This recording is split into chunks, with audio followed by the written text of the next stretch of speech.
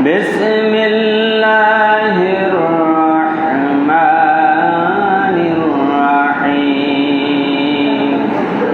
قل إن كنتم تحبون الله فاتبعوني يحببكم الله ويغفر لكم ذنوبكم الله غفور رحيم وقال النبي صلى الله عليه وسلم لا يؤمن أحدكم حتى أكون أحب إليه من والده وولده والناس أجمعين رواه البخاري وقال تعالى في شان حبيبه مخبرا وآمرا إن الله وملائكته يصلون على النبي يا أيها الذين آمنوا صلوا عليه وسلموا تسليما اللهم صل على سيدنا مولانا محمد وعلى آل سيدنا شافعنا محمد نبي محبة اللهم صل على سيدنا مولانا محمد وعلى آل سيدنا شافعنا محمد আইসো ভাবে যাইতে গহাবে ওই না গহীন কবরে হিসাব নিকাশ দিতে গহাবে ওই না কঠিন হাসরে আল্লাহুম্মা সাল্লি আলা সাইয়্যিদিনা মাওলানা মুহাম্মদ ওয়া আলা আলি সাইয়্যিদিনা শাফি'ানা মুহাম্মদ লা ইলাহা ইল্লাল্লাহ লা ইলাহা ইল্লাল্লাহ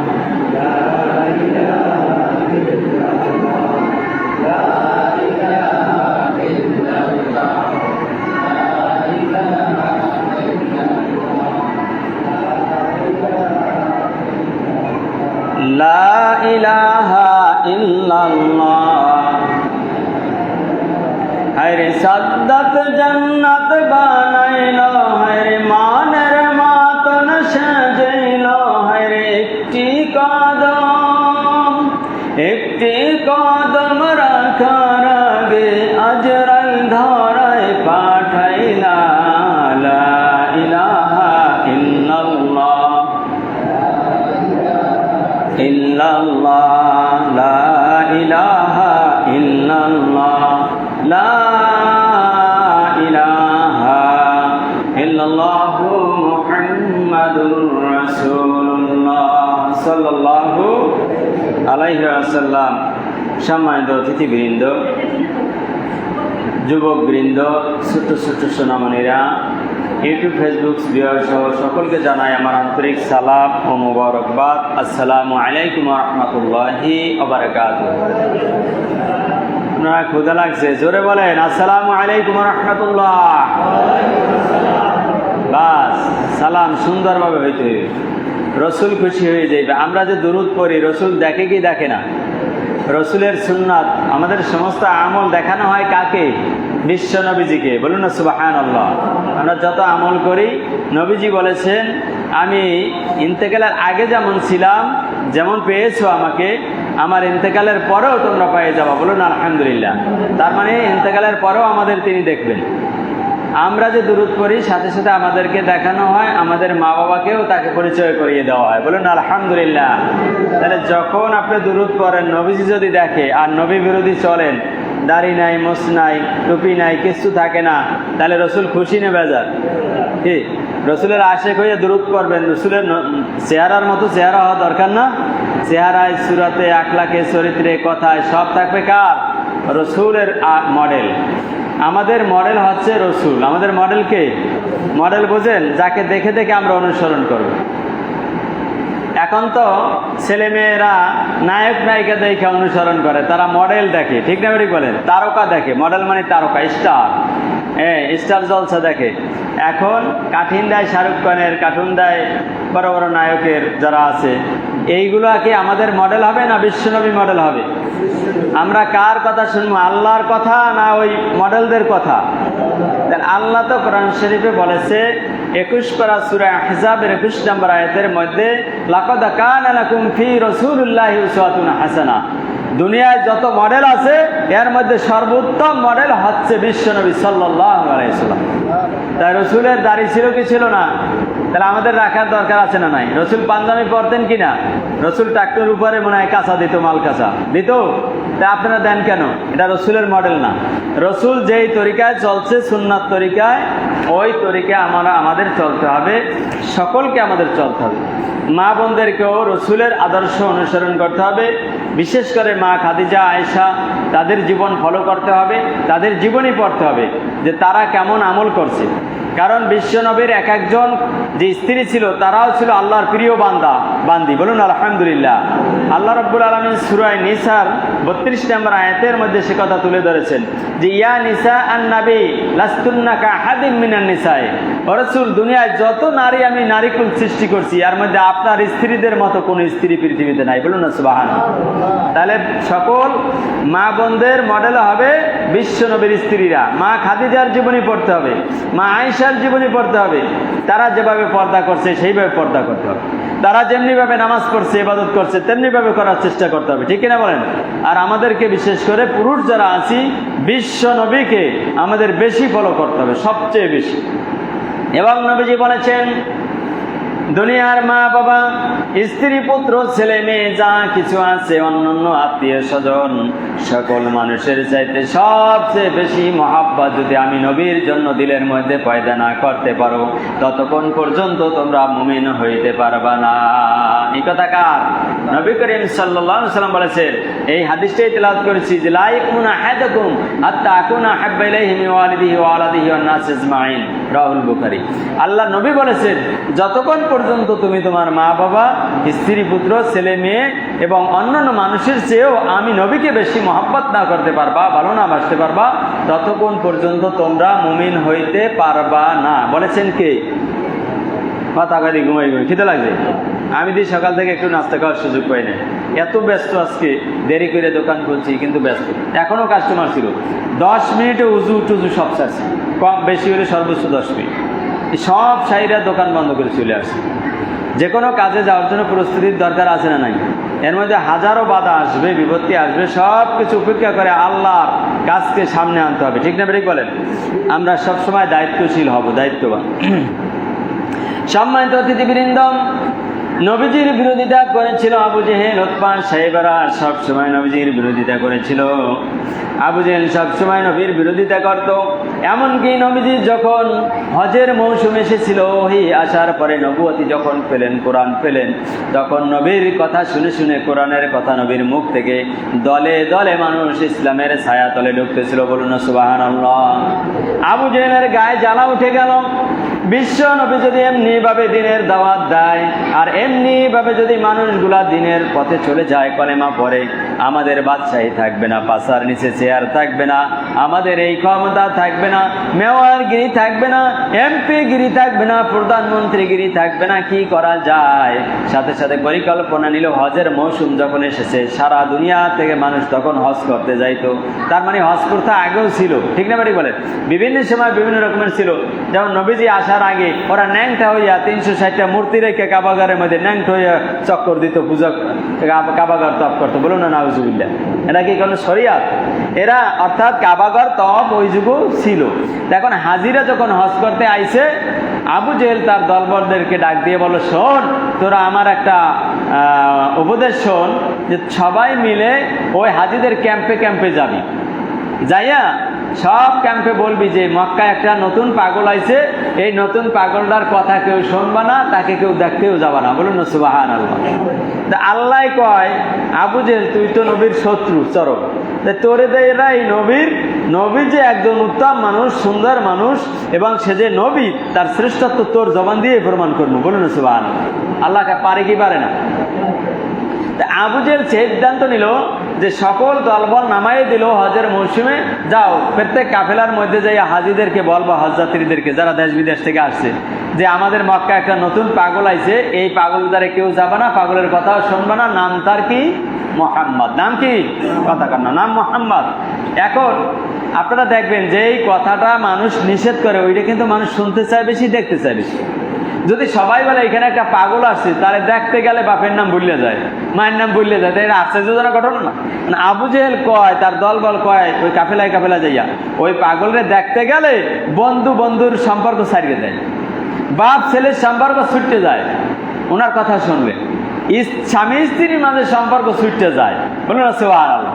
বিশ্বনবী এমন একজন জাদুকর, এমন একজন ওঝা, এমন একজন জ্যোতির্বিদ, এই কথা প্রত্যেক কাফেলায় যাইয়ে কইছে। এখন হজ টজ করবে কি, সবার মাথায় চিন্তা যে এমন একটা পাগল সবার দেখা লাগবে। বলুন না সুবহানাল্লাহ। ওরা চাইছে নবীজিরে যেন দেখে না, দেখে কথা না শোনে নবীর। এখন সবার মনের মধ্যে প্রফুল্ল জাগলো যে এমন একটা পাগল, যারে দেখলে বন্ধুরে ভুলে যায়, স্বামী স্ত্রীর সম্পর্ক কাট হয়ে যায়, বাপ সন্তানের সম্পর্ক বিচ্ছিন্ন হয়ে যায়, কয় কি এত বড় জাদুকর? তো এই জাদুঘর না দেখে দেশে যাওয়া যাবে না। বলুন না সুবহানাল্লাহ। হজ আর আবু জেহেল আর তার দলবল ডাক দিয়ে কয়, শোনো, তোমরা আইছো হজ করতে, তোমরা হজ করবা, মন মতো জমজমের পানি খাবা, খেজুর আছে, যার যা লাগে বলবা, দেবো, সব লই বাড়ি যাবা, কিন্তু মোহাম্মদের বাড়ি কেউ যাইতে পারবা। সবাই কয়, আবু জেহেল যাই যে কর, যে কিউরিসিটি জাগাইছেন, যে মানুষটা দেখা যাবে না, আমরা কেউ না দেখে এই মানুষ দেশে ফিরবো। সুবহানাল্লাহ।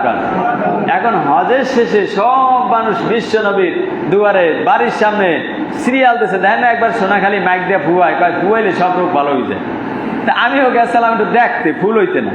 ওরে বাপরে বাপ, যাইয়ে দেখি রাস্তায় পা দেওয়ার জায়গা নেই, এত মানুষ আর মানুষ। এখন পাগলেও ডাক দিলে মানুষ হয়, পাগলের কথা কইলে বেশি মানুষ হয়।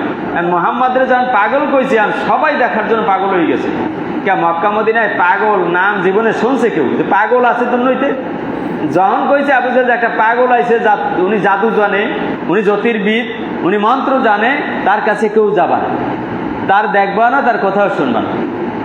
সবাই হজ শেষে সিরিয়াল মুহাম্মদ সাল্লাল্লাহু আলাইহি ওয়াসাল্লামের বাড়ির সামনে। বলুন না সুবহানাল্লাহ। আল্লাহ কয়, মাকারু ওয়া মাকারুল্লাহ আল্লাহু খায়রুল মাকিরিন। 4 নম্বর পারা সূরা আল ইমরানের 54 নম্বর আয়াত। যে মানুষ চক্রান্ত করে, আমি আল্লাহকে দমাইয়া রাখবে, আল্লাহর কোরআন দমাইয়া রাখবে, রসুলকে দমাইয়া রাখবে, কিন্তু আমি আল্লাহ হলাম উত্তম চক্রান্তকারী, আমার চক্রান্ত কারো চক্রান্তের সাথে মিলবে না, আমি সবার উপরে। বলুন না সুবহানাল্লাহ। এখন একজন কইরা বাড়ি যায় আর মুহাম্মদ সাল্লাল্লাহু আলাইহি ওয়াসাল্লামের দেখে। মুহাম্মদ সাল্লাল্লাহু আলাইহি ওয়াসাল্লামের চেহারা তো আপনার আমার মতো ছিল নাকি? আপনার আমার মতো ছিল। মুহাম্মদ রাসূলুল্লাহ সাল্লাল্লাহু আলাইহি ওয়াসাল্লাম যখন মা আয়েশা বলেন, আমি যখন সোনাময়ী সুই দিয়ে খাতা সেলাই করতাম, সুই অনেক সময় রাতে হারাই যেত। এখন তো বিদ্যুৎ, ওই সময় বিদ্যুৎ ছিল নাকি? 3 পুরুষ আগে বিদ্যুৎ ছিল এই দুনিয়ায়, 2 পুরুষ আগে ছিল। আপনারা দেখছেন মুরব্বীরা বিদ্যুৎ নো, তাহলে 15 পুরুষ আগে বিদ্যুৎ পান কোথায়? ঘরে সোনাময়ী সুই হারাই যেত, পাওয়ার কায়দা আছে? আরো তো মরুভূমি, বালু। তাই মা আয়েশা অপেক্ষা করতো মুহাম্মদ সাল্লাল্লাহু আলাইহি ওয়াসাল্লাম কখন মসজিদে নববী থেকে নামাজ পড়ে ঘরে আসবে, তখনই সাথে সাথে সুই পেয়ে যেত। বলুন না সুবহানাল্লাহ। ঘরে আইয়া ঢোকার সাথে সাথে সুইটা পেয়ে যেত। এত আলো নূর নিয়ে বিশ্ব নবী সাল্লাল্লাহু আলাইহি ওয়াসাল্লাম ঘরে প্রবেশ করতেন। তার চেহারার মধ্যে এত ঝলকানি ছিল, কারণ তিনি ছিলেন শেষ নবী। আল্লাহ নবী বলেন যে একটা বিল্ডিং, একটা মসজিদ মেরামত করলে বা একটা ঘর মেরামত করলে যদি একটা ইটের জায়গা ফাঁকা রাখে, মসজিদটা খারাপ দেখায় না ভালো দেখায়? কথা কর না কেন? সব জায়গা আটকাইছেন, একটা জায়গায় একটা ইট দেন নাই, ফাঁকা রাখছে, তো এই ইমারতটা ভালো দেখাইবে? তা আল্লাহ নবী বলেছেন যে সকল নবীরা হলো আল্লাহর একটা ইমারত, একটা বিল্ডিং।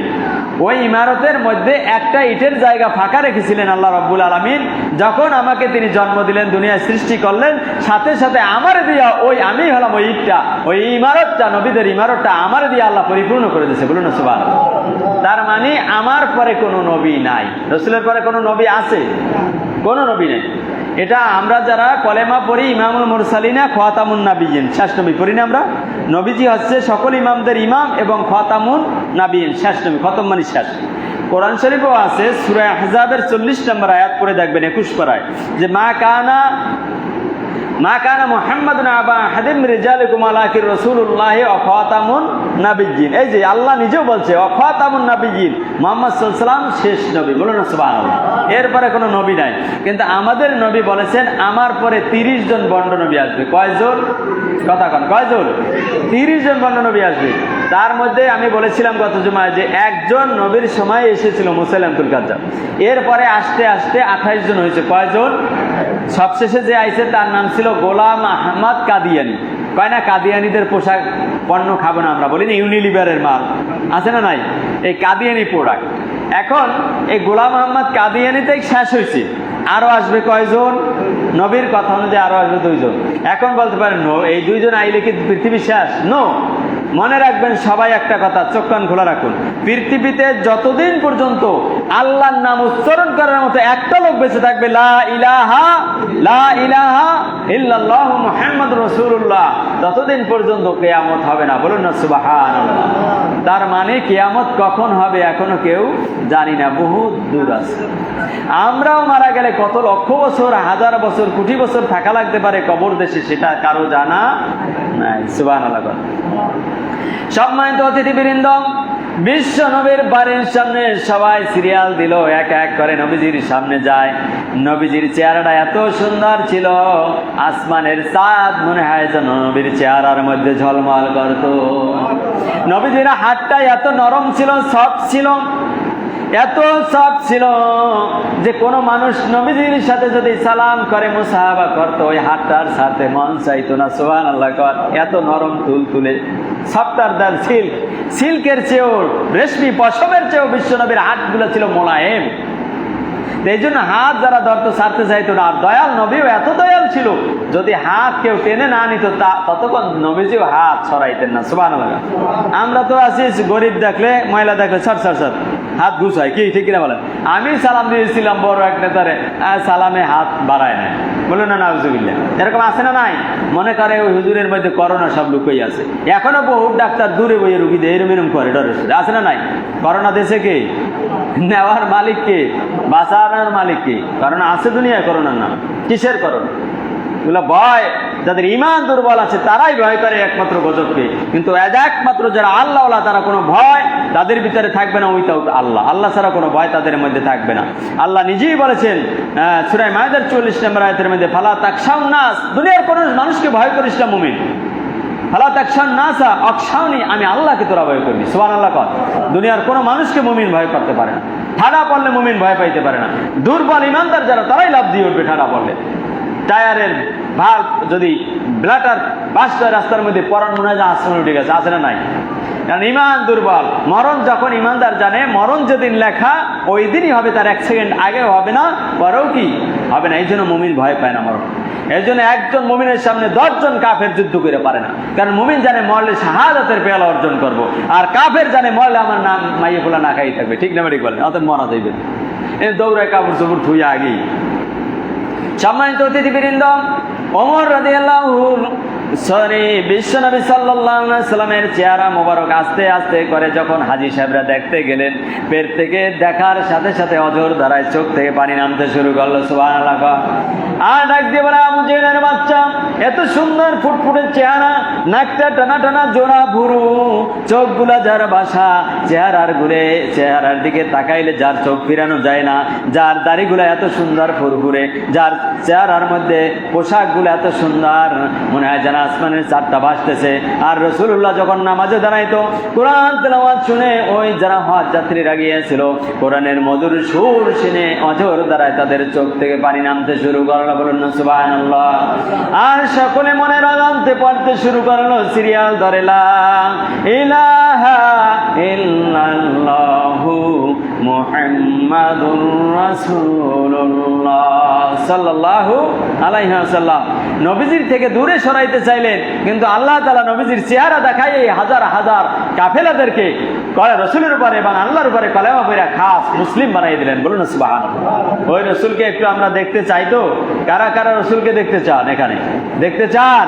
আলহামদুলিল্লাহ, আল্লাহ সবাইকে আমাকে সহ কবুল করুন, সকলে বললেন আমিন। আল্লাহর কসম, হালাল খানা খাইবেন, অন্যায় কাজ সব ছাইরে দেন, একটু বেশি বেশি দুরূদ শরীফ পড়েন। যদি স্বপ্নে না দেখেন আমার কাছে আসেন, বলে হুজুর দেখি নেই। হালাল খানা আজকে থেকে খাওয়া স্টার্ট করেন এবং পাঁচ ওয়াক্ত নামাজ জামাতে পড়েন, অন্যায় কাজ ছাইরে দেন। পারবো আমরা ইনশাল্লাহ? তাহলে আর রসুলের তরিকায় তো ঢোকার দরকার আছে।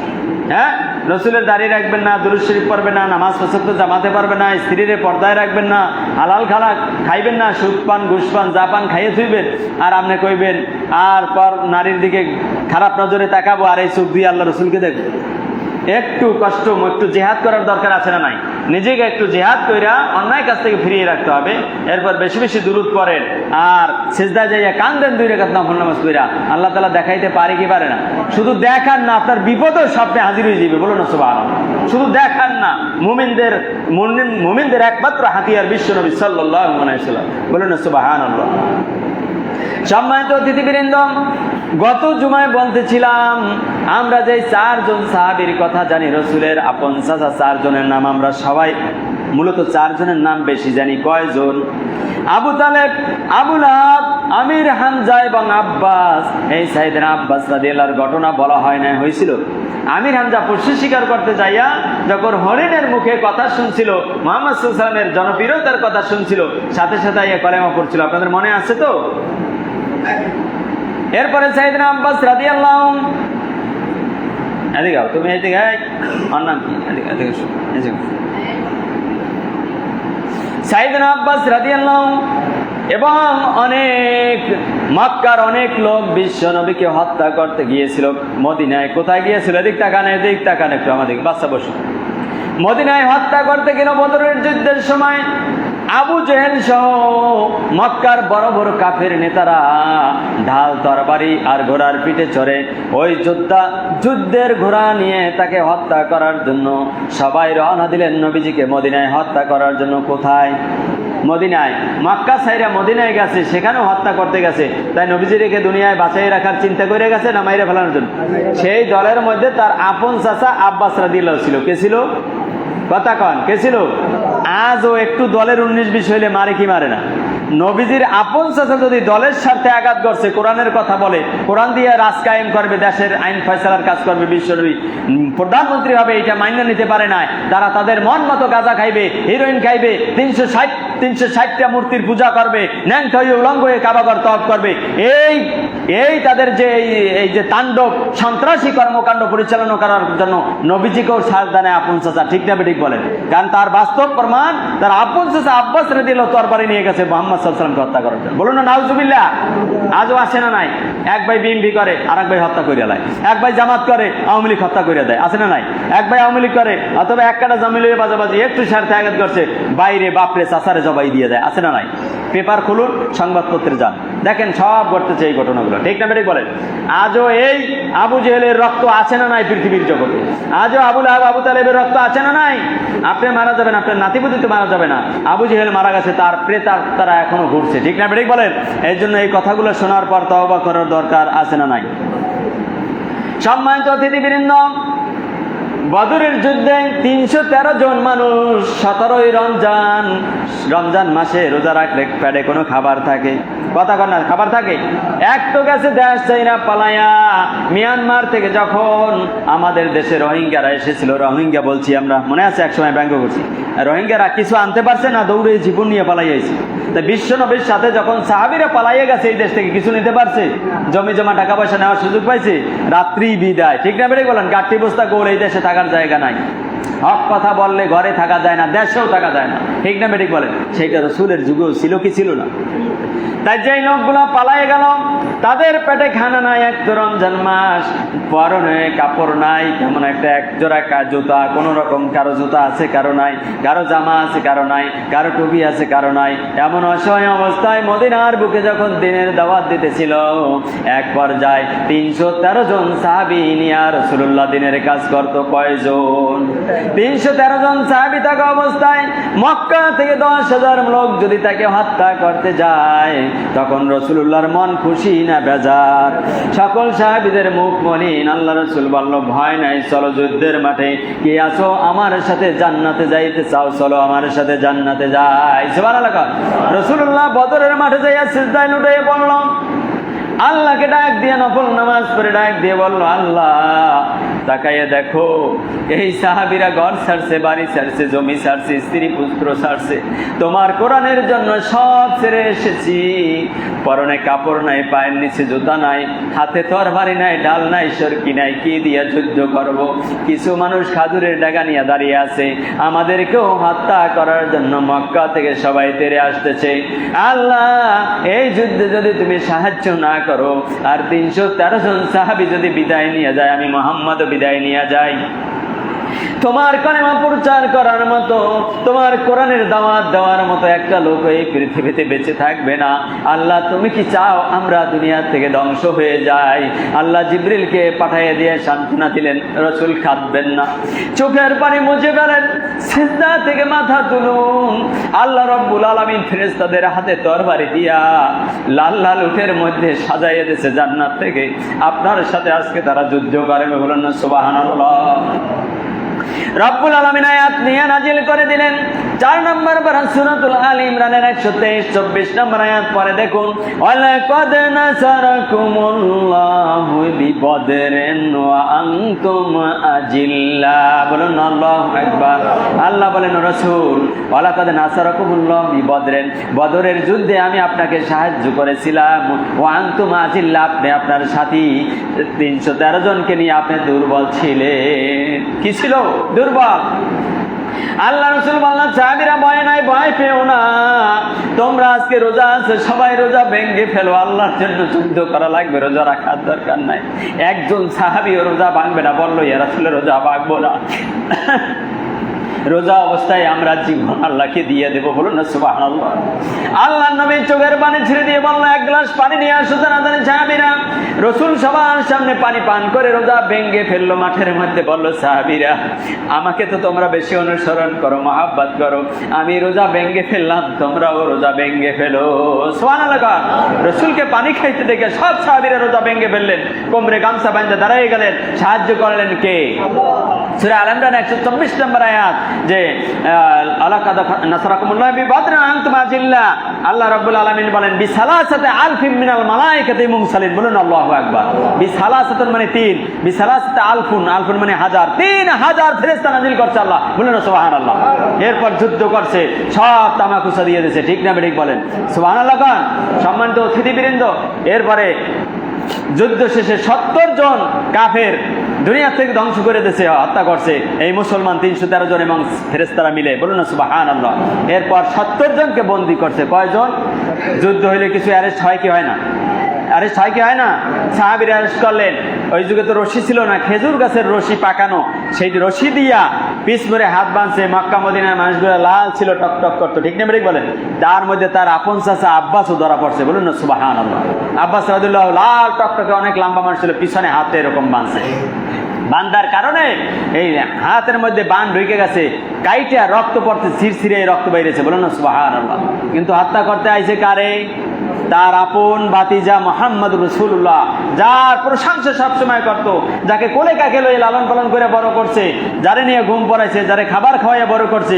অথচ সেই মুহাম্মদ রাসূলুল্লাহ যখন বড় হয়েছে, কোরআন নাজিল হয়েছে, কোরআনের সত্য সহি কথা বলা শুরু করছে, দেশে তো থাকতে দেয় না, শেষ পর্যন্ত মক্কায় হত্যা করার জন্য গেছে। বলুন না নাউজুবিল্লাহ। এই লোকটারে ছাড় দেওয়া যায়? সুবহানাল্লাহ। আল্লাহ নবী সাল্লাল্লাহু আলাইহি ওয়াসাল্লাম ডাক দিয়ে সাহাবীদেরকে বলল, সাহাবীরা, যেই যোদ্ধারা কাফেরেরা ধরা পড়ছে সকলকে ওই যে ছাগল খাসি জবাই দাও আর রুটি পিঠা বানাও, রুটি পিঠা বানায়া সবাইরে খাবার খাওয়াই দাও। বলুন না সুবহানাল্লাহ। কেমন দয়াল নবী, আসামি ধরা পড়ছে রাত্রে রুটি আর ছাগলের মাংস দিয়া তাদেরকে খাবার খাওয়াইছে। বলুন না সুবহানাল্লাহ। এর মধ্যে 14 জন খুব টাইট করে বাধা ছিল। আল্লাহ নবী গভীর রাত্রে বলল, এখন আমি একটু দেখতে যাই। প্রধানমন্ত্রী দেখতে গেলেন কারা কারা ধরা পড়ছে, তাকাইয়া দেখে যার আপন চাচাও আছে। বলুন না সুবহানাল্লাহ। একটু দূরে যাইতে না যাইতে সাহাবীরাও সাথে নবীজির সাথে এক একজনের কাছে যায় আর বলে, কিছু টাকা দাও, মুক্তিপণ দাও, অর্থাৎ জরিমানা দাও। এই জরিমানা দিয়ে তোমরা সবাই মক্কায় চলে যাও। দেখছেন আসামিদের ছাইরে দিয়েছে, ইচ্ছা করে মারতে পারতেন কি পারতেন না? বিশ্বনবী ধরার পর তওবা করাইয়া সবাইরে কিছু কিছু টাকা নিয়া মুক্তিপণ নিয়া আবার মক্কার দিকে ফেরত যাওয়ার সুযোগ দিয়েছিলেন। বলুন না সুবহানাল্লাহ। কেমন দয়াল নবী ছিলেন। একটু পরে সামনে যাওয়ার পর দেখতেছে তার আপন চাচা আব্বাস রাদিয়াল্লাহু বাধা অবস্থায় আছে। মুহাম্মদুর রাসূলুল্লাহকে দেখে রাতের আধারে। ওই আব্বাস ফাল করে কেঁদে দিয়েছে আর বলল, মুহাম্মদ বাদিজা, আমার কামনে আটকায়া বেঁধে রেখেছে সাহাবীরা, র‍্যাব, পুলিশ আর আর্মি, বিডিআর নামক সাহাবীরা, একটু আমারে লুজ করে দাও, আমার সমস্ত শরীর দিয়ে রক্ত বেরিয়ে যাচ্ছে। বিশ্বনবী দেখে চোখে পানি আটকাতে পারলেন না, যতই কাফের হোক নিজের আপন চাচা, ঠিক নেবে ঠিক বলেন। তিনি বললেন, ও চাচা যান, শোনেন, আপনি যে আপনার বাচ্চা একটু লুজ করতে বলেছেন, আমি তো মুহাম্মদুর রাসূলুল্লাহ আত্মীয়তার সম্পর্ক করার জন্য দুনিয়ায় আসি নাই, আমি তো দলীয়করণ করার জন্য আসি নাই, আমি তো স্বার্থ সিদ্ধির জন্য আসি নাই। ও চাচা, আপনার বানটা যদি একটু লুজ করতে হয়, এই যতজন বাধা আছে সবার বানটা লুজ করা লাগবে। বলুন না সুবহানাল্লাহ। সাথে সাথে সাহাবীদেরকে বলল, সাহাবীরা, আমার চাচার চোখের পানি আর দেখতে পারি না, বানটা একটু লুজ করে দাও। লুজ করে দিলেন। বলল, বাকি যত সাহাবীরা, যত কাফেরেরা বাধা আছে, সকল কাফেরদের বাচ্চা তোমরা একটু লুজ করিয়া দাও। সুবহানাল্লাহ। এমনি করে করে সকল সাহাবীদেরকে মুক্তিপণ নিয়ে বিদায় দিলেন, মক্কায় ছেড়ে দিলেন, আবার জায়গায় যাওয়ার তৌফিক দিয়ে দিলেন আল্লাহ রাব্বুল আলামিন রাসূলুল্লাহর মাধ্যমে। এরপর আব্বাস রাদিয়াল্লাহু বলে, আপনাকেও মুক্তিপণ দেওয়া লাগবে, কারণ সব কাফেরেরা মুক্তিপণ দিয়েছে, আপনার কাছ থেকে না নিলে সেটা খারাপ দেখায়, ঠিক নেবে ঠিক বলেন। বেইনসাফ হয়। আপন চাচা বলে ছেড়ে দিতে পারি না, আপনিও তো আমাকে মারার জন্য আসছেন। ও চাচা, এখন আপনি কাঁদেন, অথচ একটু আগে দাহানে ধার দিয়ে আমাকে হত্যা করতে এসেছিলেন। ও চাচা, এখন যে আমার দেখে কেঁদে দিলেন, আমার জন্য কি আপনার মায়া লাগে নাই যখন হত্যা করতে এসেছি? চাচা কোনো কথা বলে না, শুধু কান্দে আর বলে, বাতিজা, আমার কাছে কোনো টাকা নাই, মুক্তিপণ নাই, কি দিয়া তোমার কাছে আমি মক্কায় ছুটে যাব? জরিমানা কি দেবো? কিচ্ছু নাই। এমনকি বাড়ি থেকে আসার সময় তোমার চাচির কাছেও কোনো খাবার রেখে আসতে পারি নাই, তোমার চাচি মনে হয় না খাইয়া মারা যাইতেছে। বলুন না নাউজুবিল্লাহ। আল্লাহ নবী মুস্কি হাসি দিয়ে বলে, চাচা যান, এই হাজারো মানুষের সামনে কাঠ গড়ায় আদালতে দাঁড়াইয়া বাধা অবস্থায় মিথ্যা কথা বললেন। বলুন না নাউজুবিল্লাহ। এখানেও মিথ্যা কথা শুরু করলেন। আপনার টলক এখনো নড়ে নাই, বুড়া মানুষ, মুরব্বী হয়ে গেছেন, আপনি এত বড় মিথ্যা কথা কার সামনে দাঁড়িয়ে বলতেছেন? আপনি জানেন আমি কে? আমি আখিরি জামানার নবী, হাবিবে কিবরিয়া মুহাম্মদ রাসূলুল্লাহ। বলুন না সুবহানাল্লাহ। আপনি বাড়ি থেকে আসার সময় 3 টুকরা স্বর্ণ বড় বড় রাইখে আসছেন চাচির কাছে। শুধু তাই না, আরো গোপন কত কথা বলেছেন, আমার মুখ খুলবেন না, সব কিন্তু সমাজে প্রকাশ করে দেব। বলুন না সুবহানাল্লাহ। সাথে সাথে চাচার চোখ থেকে অঝোর ধারায় পানি নামতে শুরু করলো। বলল, ভাতিজা মুহাম্মদ, আমি এই 1000 মাইল, লক্ষ মাইল দূরে কি রেখে এসেছি, কোন কথা বলেছি, তুই কেমনে শুনলি, কেমনে দেখলি, আমাকে একটু বল। সাথে সাথে বিশ্বনবী চোখের পানি ছেড়ে দিয়ে বলে, মুহাম্মদ রাসূলুল্লাহ বললেন, শোনো চাচা, শুধু তাই না, সব কিছু দেখেছি। আমার আল্লাহ যখন আপনি ঘরে রাইখা আসছেন ওই স্বর্ণের টুকরা এবং কথা বলছেন, সব কিছু জিবরিল আমিনের মাধ্যমে আমাকে শুনাইছে এবং দেখাই দিয়েছে। বলুন না সুবহানাল্লাহ। সাথে সাথে আব্বাস রাদিয়াল্লাহু কেঁদে দিল আর বলল, এই ভাতিজা, আমার আর দুষ্টামি করার সময় নাই। এত কিছু যে আল্লাহ দেখতে পারে, ঘরের মধ্যে লুকাইয়ে লুকাইয়ে যে কাজগুলো করেছি আর যা রেখে এসেছি, যে আল্লাহর চোখ থেকে আমি ফাঁকে দিতে পারি নাই, ওই আল্লাহর সাথে আমাকে জোড়া লাগাই দাও, সাথে সাথে আমাকে পড়াই দাও লা ইলাহা ইল্লাল্লাহ ইল্লাল্লাহু মুহাম্মাদুর রাসূলুল্লাহ, বলুন না সুবহানাল্লাহ। এমনি করে বিশ্ব নবীর হাতে হাত রাইখা সাইয়েদনা আব্বাস রাদিয়াল্লাহু কলেমা পড়ে মুসলিম হয়ে গেল, আর বলল, ভাতিজা শোনো, যতদিন দুনিয়া আছি তোমার এই গোটা পা থেকে মাথা পর্যন্ত সমস্ত আদর্শ আমি আদর্শ বানিয়ে নিলাম, বলুন না সুবহানাল্লাহ। এরপর মুক্তি পেল, এরপর তার নাম হলো সাইয়েদনা আব্বাস রাদিয়াল্লাহু, বলুন না সুবহানাল্লাহ। আব্বাস রাদিয়াল্লাহু, এমন রাদিয়াল্লাহু বলা হয় তাদের নামের শেষে যারা জান্নাতি মানুষ, বলুন না সুবহানাল্লাহ। আমির হামজা রাদিয়াল্লাহু বলা হয় তাদেরকে যারা জান্নাতি মানুষ, বলুন না সুবহানাল্লাহ। আমির হামজা তার আপন চাচাকে 70 টুকরা করা হয়েছিল যুদ্ধে। কয় টুকরা? 70 টুকরা করা হয়েছে, বলুন না সুবহানাল্লাহ। যার লাশগুলো একত্র করে সব রাসূলুল্লাহ চুমা খেয়েছিল আর জড়াই জড়াই কাঁদছিল, বলুন না সুবহানাল্লাহ। তাকে দাফন করার সময় তার একটা সন্তান ছিল, ছোট্ট মেয়ে, ওই তাকাই আকাশের দিকে তাকাই ডাকছিল, আব্বা আব্বা আমি এদিকে আসবো, বলুন না সুবহানাল্লাহ। বিশ্বনবী ধমক দিয়েছিল, বোন তুমি কাঁদো কেন? আপনি কি দেখছেন না আকাশে দেখতেছি কতগুলো পাখির সাথে আমার আব্বা ডানা লাগাই উঠতেছে, বলুন না সুবহানাল্লাহ। সাথে সাথে বিশ্বনবী বলল, মা কলিজার টুকরা বোন, তুমি কি বুঝতে পেরেছো তোমার বাবা এখন কোথায়? তুমি যে পাখিদেরকে আকাশে উঠতে দেখতেছো ছোট্ট মানুষ, ওই পাখিরা হলো আল্লাহ ফেরেশতা জান্নাতের, বলুন না সুবহানাল্লাহ। আর পাখিদের সাথে তোমার বাবার একটা ডানা লাগাই দিয়েছে আল্লাহর জান্নাতের মধ্যে, ফেরেশতাদের সাথে সে উড়িয়ে বেড়াইতেছে, বলুন না সুবহানাল্লাহ। এমনি ভাবে সাইয়েদনা আব্বাস এবং আমির হামজা জান্নাতের পাখি হয়ে গেল, বলুন না সুবহানাল্লাহ। তাই দরকার কি মিলাদুন নবী শুধু না, রবির সিরাতুন নবী, নবীজির বাস্তব জীবন আদর্শটাকে আমাদের আদর্শ বানানোর দরকার আছে না নাই? না শুধু কলেমা পড়ে মিলাদুন নবী পালন করবেন, এর মধ্যে জান্নাত আছে? এর মধ্যে জান্নাত নাই।